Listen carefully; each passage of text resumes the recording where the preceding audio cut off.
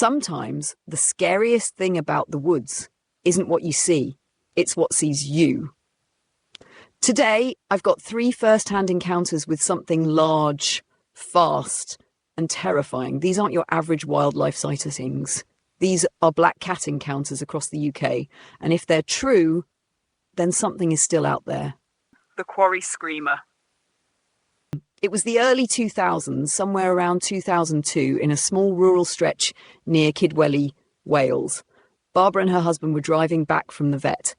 The sun was low, the road was quiet, and their car hummed steadily along the narrow country lane, when suddenly Barbara slammed on the brakes. Right in front of them, no more than 14, maybe 16 feet away, something black leapt across the road. It was fast, gone in a flash, but not fast enough to miss what it was. They both stared, speechless. It was a cat, a huge cat, not like a house cat, not even a big domestic one. This thing was easily 6 feet long. It vanished into the trees. But that was only the beginning.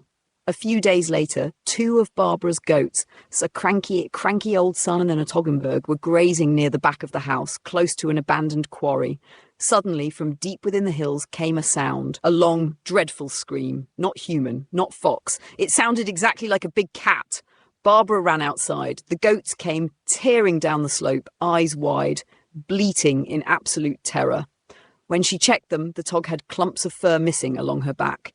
The Sarnen, tiny flecks of blood on her horns, and bite marks along her spine. Barbara reported it to the police. They told her to contact something called the Wildlife Management Response Unit.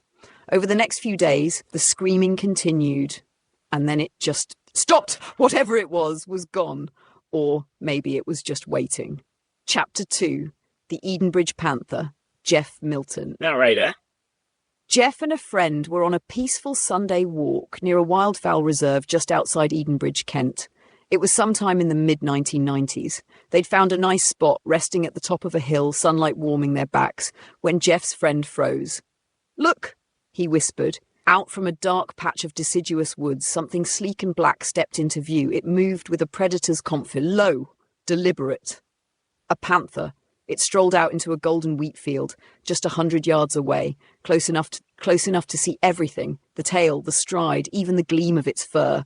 And then, as if scripted by some unseen force, a woman with a Labrador strolled past, completely unaware. The panther watched, didn't move. It stood shoulder height to the dog, but longer, heavier, its tail curved like a whip. Jeff and his friend stood frozen. By the time the woman passed, the cat had slipped away back into the woods. Later, they spoke to a local couple who casually mentioned something bone-chilling. A month earlier, a woodsman had reported a black panther in that exact area. And just like that, it was no longer just a story. Chapter 3, The Ongoing Silence. 7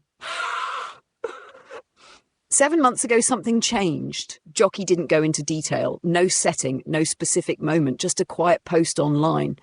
7 months ago? It's a phrase repeated by others too, almost like a code, like something happened, something worth remembering and maybe worth fearing. Reports like these aren't rare in the UK, from Wales to Kent to the quiet shadows in your backyard. People have seen something they can't explain. Huge black cats with eyes that glint in the dark, moving like shadows, and then disappearing without a trace. So, the next time you're out walking alone and you hear something scream in the trees, just hope it's the wind.